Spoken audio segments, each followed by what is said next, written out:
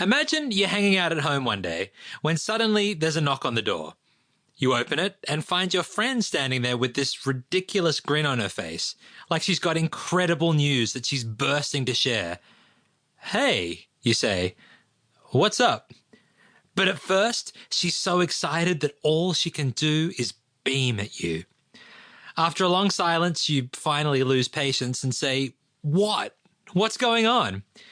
"I'm going to the greatest place in the entire universe," she says, like she might pass out from happiness right there in the doorway, "and I want you to come with me." "Oh, okay, great," you say. "Where are we going?"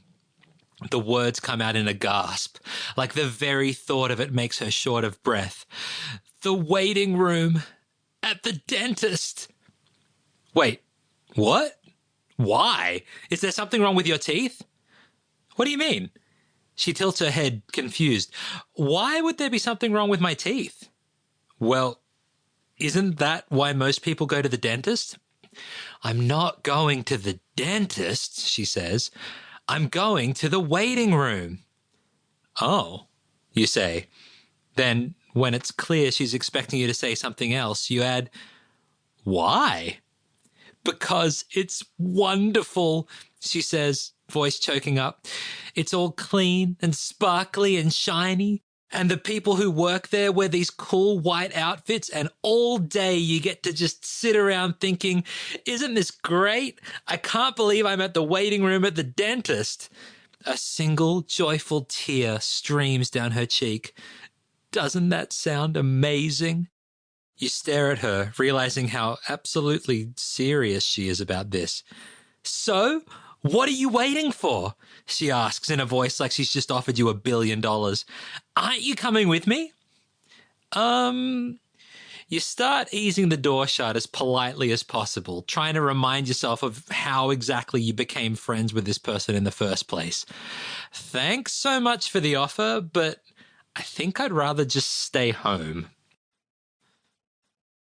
The problem with the way most people talk about heaven is that they make it sound like the waiting room at the dentist. Actually, they make it sound worse than the waiting room at the dentist, because at least at the dentist, you're still alive.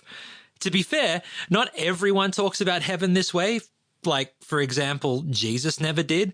But for some reason, when most people imagine the Bible's description of what happens when we die, it goes something like this. If you live a good enough life while you're here on earth, then when you die, God will take you far, far away to a place called heaven.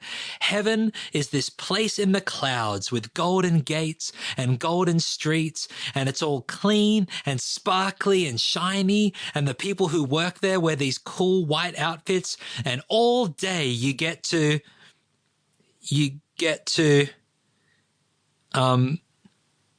actually, these descriptions are usually pretty short on details about what you're supposed to do all day in a place like this. Probably a lot of singing and praying and maybe learning to play the harp. Or maybe we'll just kind of float around, because the other thing most of these descriptions have in common is that they make heaven sound all ghostly and spiritual and way less real than life here on earth. Which leads me to a question. How in the world is anyone supposed to get excited about a place like that? What if I told you that heaven and hell are both absolutely real, but they're not what you think they are? What if I told you that the good news about the future that God offers us is way, way better than you think, and that truly understanding that good news could completely transform not just the way you see the future, but also the way you live your whole life here and now?